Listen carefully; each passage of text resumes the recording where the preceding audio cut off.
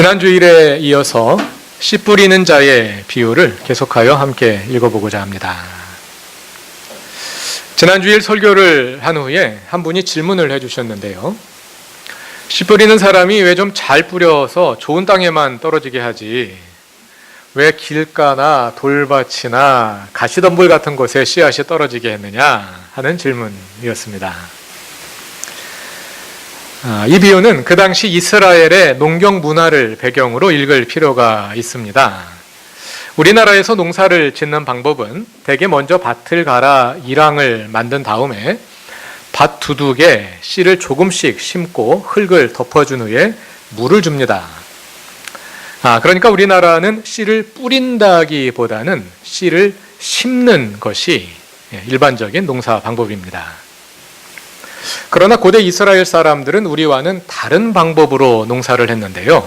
그것은 건조한 땅 위에 씨를 먼저 흩어 뿌리고 씨를 뿌린 후에 땅을 갈아엎는 것입니다. 아마도 그 이유는 날씨가 건조하기 때문에 씨를 뿌리기 전에 미리 땅을 갈아 넣으면 그나마 건조한 땅이 더 말라버려서 씨앗이 자라기 어렵기 때문이 아닐까 합니다. 이렇게 먼저 씨를 뿌린 후에 땅을 갈기 때문에 씨를 뿌릴 때 밭의 상태는 지난 1년간 자란 잡초들과 가시, 떨기 같은 것들이 뒤섞여 있는 상태입니다. 그래서 정확히 어디까지가 밭이고 어디부터가 밭 가장자리인지 정확히 구별되지 않는 상태에서 씨를 뿌리게 되는 거죠. 그리고 나서 이제 밭을 갈게 되면 어떤 씨앗들은 가장자리 길가에 건조한 땅 위에 남아있게 되는 것이죠. 그래서 뿌리를 내리지 못하고 새들의 먹이가 되는 것입니다.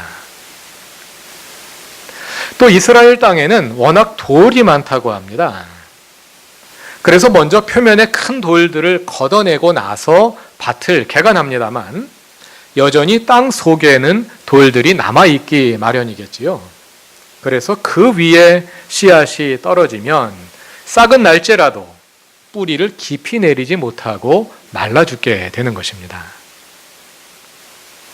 가시덤불에 떨어진 씨도 있습니다. 어떻게 가시덤불에 떨어지게 되었을까요? 씨앗이 밭 가장자리에 있는 가시덤불 속으로 떨어졌을 수도 있고요. 아니면 밭에서 가시덤불에 씨앗이 함께 떨어져 있다가 함께 자라난 것일 수도 있겠습니다. 비유만 보아가지고는 정확히 어떤 상황인지 알 수 없습니다만 그런 상황들을 우리가 염두에 두고 이 비유를 이해해 볼 수 있습니다. 지난주일에 말씀드린 것처럼 이 비유는 예수님께서 친히 해설해 주신 유일한 비유입니다. 또 마가복음 4장 13절에서 예수님은 너희가 이 비유를 알지 못하면서 어떻게 모든 비유를 알겠느냐 하고 말씀하십니다. 이 비유가 그만큼 중요하다는 것이지요. 이 비유가 다른 비유들을 이해하는 열쇠라는 것입니다. 씨 뿌리는 자의 비유와 해설은 공관 3복음서에 다 나오는데요. 그 가운데 예수께서 너희가 이 비유를 알지 못하면서 어떻게 모든 비유를 알겠느냐 하고 말씀하시는 것은 마가복음 뿐입니다. 그러므로 이 말씀은 마가복음 안에서 그 의미를 찾아야 합니다. 저의 박사과정 지도교수이신 메리 톨버트는 씨 뿌리는 자의 비유가 마가복음 전체의 요약이라고 말합니다. 씨 뿌리는 자는 예수님이고 씨는 그분이 선포하신 말씀이며 네 종류의 땅은 마가복음에서 예수의 복음에 반응하는 네 그룹의 서로 다른 사람들을 가리킴으로써 이 비유가 마가복음 전체를 요약하여 보여준다는 것이죠. 그러한 해석을 담은 책의 제목이 Sowing the Gospel입니다. 우리말로는 복음을 뿌리기 또는 복음의 씨를 뿌리기 이 정도로 해석할 수 있겠는데요. 마가복음을 한마디로 요약하자면 Sowing the Gospel, 예수께서 복음의 씨를 뿌리는 이야기라는 것입니다. 그리고 그 복음의 씨에 여러 가지 여러 종류의 다른 그룹의 사람들이 다른 반응을 보이는 그런 모습들이 마가복음에 그대로 압축되어 있다는 것이지요. 사실 지난주일 설교에 담긴 본문 해석은 메리 톨버트의 관점을 거의 그대로 따른 것입니다. 오늘은 그러한 관찰들로부터 출발해서 씨 뿌리는 자의 비유를 좀 더 구체적으로 묵상해 보고자 합니다. 이 비유에는 4가지 땅이 나오는데요. 그 가운데 4번째로 나오는 좋은 땅이 앞에 나오는 3종류의 땅과 구별되는 점이 무엇일까요? 좋은 땅은 열매를 맺었다는 것이겠지요. 길가에는 씨가 아예 발아하지도 못했고요. 돌짝밭과 가시덤불에는 발아하여 싹은 나왔지만 환경의 장벽을 넘지 못해 결실에 이르지 못했습니다. 그러나 좋은 땅에 뿌려진 씨앗은 잘 자라나서 어떤 것은 30배, 어떤 것은 60배, 어떤 것은 100배의 결실을 맺었습니다. 여기에서 우리가 주목할 것은 좋은 땅 안에도 성과의 차이가 있다는 것입니다. 30배 맺은 것도 있고 60배 맺은 것도 있고 100배 맺은 것도 있습니다. 그러나 이 비유는 그 양에 대해서, 그 성과에 대해서는 아무런 평가도 하지 않습니다. 그건 중요하지 않다는 것이지요. 중요한 것은 단 한 가지, 열매를 맺느냐 못 맺느냐, 이것 한 가지가 중요하다는 것입니다. 여기에서 열매는 무엇일까요? 열매는 하나님의 나라입니다. 하나님 나라의 비유이니까요. 예수께서 이 비유를 말씀하신 후에 하나님 나라의 비밀을 너희에게만 가르쳐준다, 이렇게 말씀하시지 않습니까? 이 비유는 파종에서 시작하여 추수에까지 이르는 농사의 한 사이클을 그리는데요. 그렇게 이 비유는 우리의 일상에서 이루어져 가며 종말에 완성되는 그 하나님의 나라를 보여줍니다. 중요한 것은 우리가 끝까지, 곧 추수 때까지 가느냐 못 가느냐입니다. 우리가 끝까지 하나님 안에 머물러 있으면 하나님께서 친히 그분의 나라를 이루어 가실 것입니다. 그 과정에서 우리에게 요구되는 것은 계속하여 듣는 것입니다. 예수께서 씨 뿌리는 자의 비유를 해설해 주시는 13절 이하를 함께 살펴보기로 하죠. 여기에 듣는다는 말이 반복해서 나오는데요. 그 동사의 시제에 주목해 볼 필요가 있습니다. 시제가 주는 중요한 의미가 있습니다. 헬라어 동사에서 시제는 2가지 기능을 합니다. 하나는 그 동작이 이루어지는 시점이 과거인지 현재인지 미래인지를 보여주는 것입니다. 우리가 알고 있는 일반적인 시제의 기능입니다. 그와 함께 헬라어 시제에는 또 다른 기능이 있는데요. 그것은 그 동작의 성격을 보여주는 것입니다. 그것이 단회적인 사건인지 아니면 반복되거나 지속되거나 진행 중인 동작인지를 구별하는 것입니다. 단회적인 사건을 기술하는 시제가 단순 과거입니다. 단순 과거 시제로 기술되면 그 사건이 과거에 일어났구나 하는 것을 보여주면서 동시에 그것이 지속되거나 반복된 사건이 아니라 한 번 일어난 사건, 그 사건 그 자체를 기술하는 시제가 단순 과거입니다. 반면에 지속되거나 진행되거나 반복되는 동작을 기술하는 시제가 여러 가지가 있는데요. 그 가운데 대표적인 시제가 현재형입니다. 현재형으로 기술되면 현재 일어나는 동작이구나 하는 것도 알 수 있지만 현재 진행 중인 동작이구나, 계속되거나 반복되는 동작이구나 하는 것을 알 수 있습니다. 이런 것들을 세밀하게 구별해서 이제 언어를 사용하는 것이죠. 이 비유에도 단순 과거와 현재 시제가 함께 사용됩니다. 본문을 읽으며 확인해 보도록 합시다. 마가복음 4장 15절을 찾아서 다 같이 읽어보겠습니다. 여기에서 듣는다는 동사가 어디에 나오는지 주목하며 읽으시기 바랍니다. 길가에 뿌려지는 것들이란 이런 사람들이다. 그들에게 말씀이 뿌려질 때에 그들이 말씀을 듣기는 하지만 곧바로 사탄이 와서 그들에게 뿌려진 그 말씀을 빼앗아 간다. 그들에게 말씀이 뿌려질 때에 그들이 말씀을 듣기는 하지만 여기에서 들었다는 말이 단순 과거 시제로 되어 있습니다. 처음에 말씀이 선포되어 그 소리가 물리적으로 귀에 와서 닿았던 그 사건을 가리키는 것입니다. 다음은 16절과 17절을 다 같이 읽어봅시다.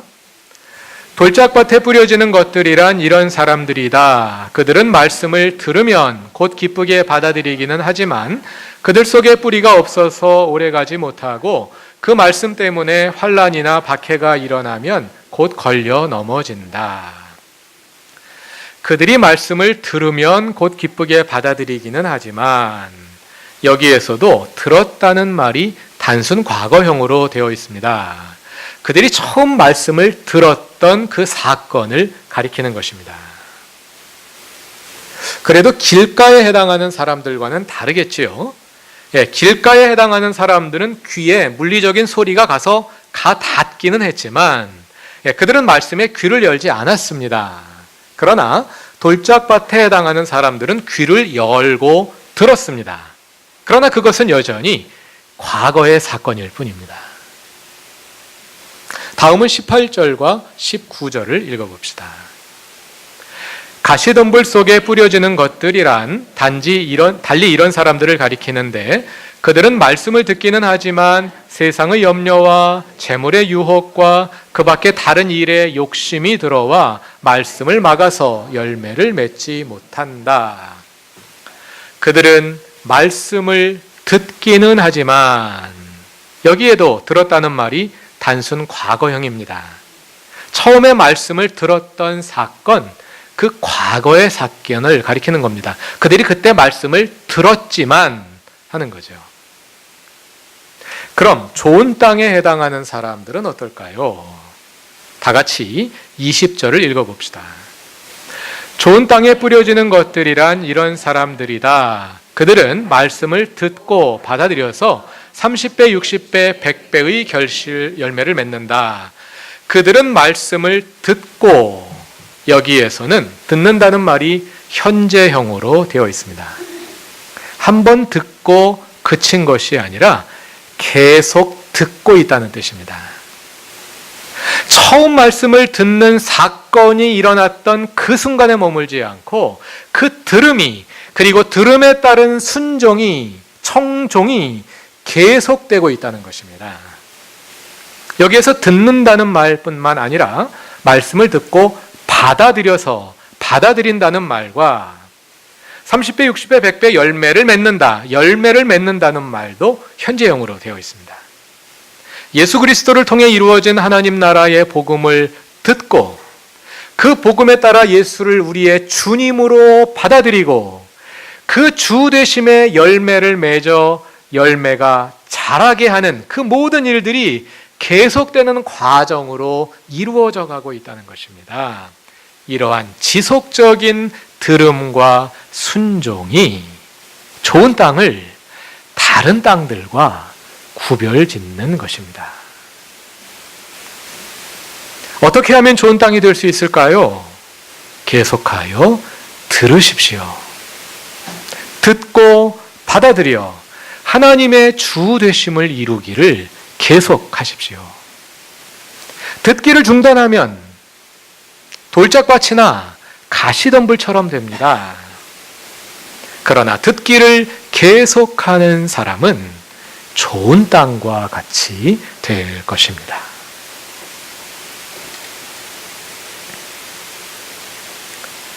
이 비유에서 땅이 좋다는 것은 토질이 좋아서 많은 결실을 낸다는 뜻이 아닙니다. 30배를 내든 60배를 내든 100배를 내든 생산량은 중요하지 않습니다. 많든 적든 추수 때까지 하나님 앞에 최선을 다하여 결실을 내기만 하면 됩니다. 마가복음 4장은요, 기본적으로 땅은 열매를 맺는다는 전제를 가지고 있습니다. 4장 26절 이하를 보시죠. 세번역 성경에 스스로 자라는 씨 비유라는 제목이 붙어 있는데요. 그 가운데 28절을 보시면 땅이 저절로 열매를 맺습니다. 씨를 뿌려 놓으면 땅은 열매를 맺도록 되어 있다. 땅 그 자체는 좋다. 이것이 이 비유의 전제입니다. 이 점을 분명히 하려면 이 비유를 좀 더 상세히 관찰해 볼 필요가 있습니다. 마가복음 4장에서 청중을 상징하는 것이 땅인데요. 땅이 헬라어로는 게라는 단음절 명사입니다. 그런데 세번역 성경을 보면 이 헬라어 게가 맥락에 따라서 세 가지로 다르게 번역이 되어 있습니다. 마가복음 4장 1절을 보시면 무리가 모두 바닷가 무태에 있었다고 하지요. 예수님은 배를 타고 가르치시고 무리는 무태에서 듣고 있습니다. 여기에서 게가 무트로 번역이 되었습니다. 다음으로 5절을 보시지요. 더러는 흙이 얇은 돌짝밭에 떨어졌다고 하지요. 여기에는 게가 흙으로 번역이 되었습니다. 그리고 8절을 보시지요. 더러는 좋은 땅에 떨어졌습니다. 여기에서는 게가 땅으로 번역되었습니다. 묻과 흙과 땅이 전부 같은 단어입니다. 청중을 가리키는 말입니다. 자, 다시 5절로 가봅시다. 5절과 6절을 다 같이 읽어보겠습니다.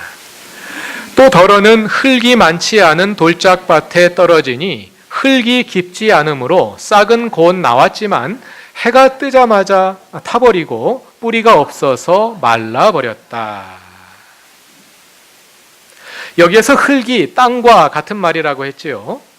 씨앗이 땅에 떨어졌습니다. 싹이 곧 나왔습니다. 그런데 뿌리를 내리려고 조금 더 내려가다 보니 무엇이 있나요? 돌이 있습니다. 그래서 뿌리를 내리지 못하고 말라버렸습니다. 여기에서 돌은 무엇일까요? 16절과 17절에 나오는 해석에 의하면, 예수님의 해설에 의하면 돌은 말씀으로 인해 일어나는 환난과 박해입니다. 우리가 하나님의 주 되심을 따라 살려 하다 보면 그로 인해 파라오의 질서와 부딪히게 되고 고난이나 박해를 당하게 되는 것입니다. 땅이 나빠서 열매를 맺지 못하는 것이 아닙니다. 땅은 좋습니다. 그런데 환난과 박해를 견뎌내지 못함으로 결실하지 못하는 것입니다.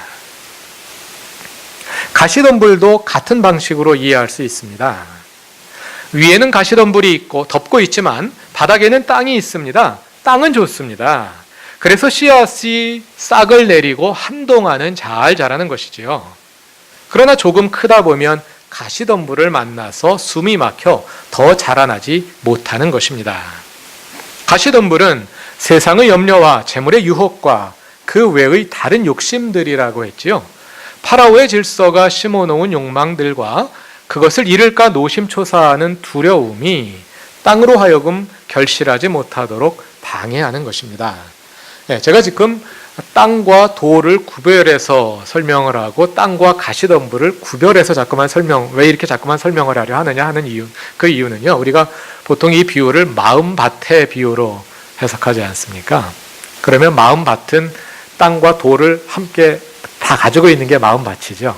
땅과 가시덤불을 함께 가지고 있는 것이 마음밭이고, 그래서 여러분들의 마음이 돌짝밭과 같습니까? 돌들을 걷어내십시오. 여러분들의 마음이 가시덤불과 같습니까? 가시덤불을 걷어내고 좋은 땅으로 만드십시오. 우리가 이렇게 설교를 들어오지 않았습니까? 그러나 본문을 정확히 읽어보면 핀트가 그것과 조금 다르다. 그런 이야기입니다. 마음밭을 개간하라. 좋은 땅으로 만들어라. 이 비유가 말하는 것은 그것이 아니고요. 땅은 기본으로 좋다는 겁니다. 문제는 돌과 가시덤불인데요. 그 돌과 가시덤불은 우리의 나쁜 성품이라든지 그런 것을 가리키는 것이 아니라 파라오의 질서를 가리키는 것입니다. 우리의 밖의 환경으로서 도사리고 있는, 그리고 때로는 그것이 우리 안에 내면화되기도 하지요. 그래서 땅으로 하여금, 우린 땅이잖아요. 땅으로 하여금 하나님의 주 되심을 이루지 못하도록 방해하는 그런 요인들을 가리키는 것입니다. 이 비유의 메시지는 한편으로는 하나님 나라의 복음을 잘 들으라는 것이고, 다른 한편으로는 하나님 나라를 방해하는 파라오의 질서에 대비하라는 것입니다. 씨 뿌리는 자의 비유는 파라오의 질서와의 관계에서 세 부류의 사람들의 모습을 보여줍니다. 그 가운데 길가에 뿌려진 씨는 파라오의 질서에 완전히 넘어가 버린 사람들, 마치 파라오의 질서의 화신과 같은 사람들인데요. 현실에서는 그런 사람을 만나기가 어렵습니다. 대개 현실에 존재하는 우리의 모습은 둘째 그룹과 셋째 그룹, 돌짝밭이나 가시덤불에 더 가까울 것입니다. 지난주일 설교에서 돌짝밭과 가시덤불을 파라오의 질서의 채찍과 당근으로 비유했습니다. 돌짝밭은 우리가 하나님의 주 되심을 이루고자 할 때 찾아오는 고난과 박해를 가리키고요. 가시덤불은 파라오의 질서가 주는 유혹과 욕망으로 인해 또 그것을 거부할 때 받게 될 불이익을 두려워하여 우리가 하나님의 주 되심으로 나아가지 못하는 것을 가리키기 때문입니다. 마가복음에서 돌짝밭에 해당하는 사람들은 예수님의 제자들입니다. 이 고난과 박해는 하나님의 나라를 위해 당하는 십자가로서의 고난과 박해입니다. 아무나 그런 고난과 박해를 당하는 것이 아닙니다. 제자이기 때문에 당하는 것입니다. 만일 오늘 여러분에게 그러한 십자가가 있다면 그것은 여러분이 예수의 제자임을 보여주는 것입니다. 십자가를 지셨다면 결코 좌절하지 마시고 끝까지 그 십자가를 지고 가십시오. 그 길에 예수께서 함께 가실 것입니다. 그러나 오늘날 우리에게 더 일반적이고 그래서 더 위협적인 것은 아마 그러한 고난과 박해보다는 염려와 유혹과 욕망일 것입니다.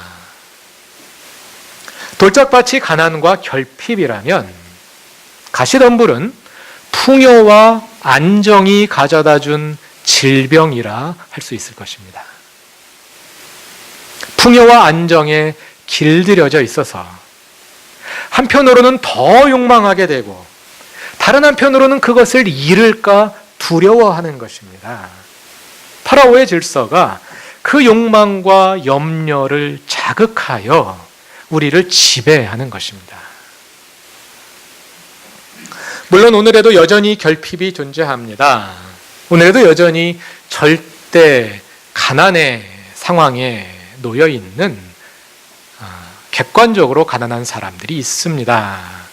그러나 많은 경우 오늘날의 결핍의 특징은 생물학적인 생존이 위태로운 결핍이라기보다는 소비주의가 만들어 놓은 과다한 욕망을 채우지 못해 일어나는 결핍이라는 점입니다. 다들 부족하다 하고 살기 힘들다 하지만 과거에 비해 보면 우리가 얼마나 잘 살고 있습니까? 잘 살지만 여전히 가난한 것이지요. 파라오의 질서가 그런 방식으로 우리를 지배하려 하는 것입니다. 본문 7절은 가시덤불을 이렇게 기술합니다. 또 더러는 가시덤불 속에 떨어지니 가시덤불이 자라 그 기운을 막아버려서 열매를 맺지 못하였다. 가시덤불이 자라서 그 기운을 막아버렸다 하지요. 여기에서 기운을 막아버리다로 번역된 헬라어 동사가 심프니고인데요. 여기에서 프니고는 프네오라는 동사에서 온 것입니다. 프네오 하면 숨을 쉰다는 뜻입니다. 정상적으로 숨을 쉬는 것입니다. 프네오. 그런데 프니고 하면 이렇게 숨을 쉬는 것입니다. 헉헉대면서. 심프니고는 그렇게 숨쉬게 만든다는 뜻입니다. 목을 조른다, 질식시킨다 이런 뜻입니다. 오늘날 우리가 살아가는 모습이 그렇게 풍요에 질식되어 울컥대며 살아가고 있다고 생각되지 않습니까? 그것이 현대 사회가 가져다준 풍요의 질병입니다. 파라오의 질서가 그렇게 풍요를 이용하여 우리를 지배하고 있는 것입니다.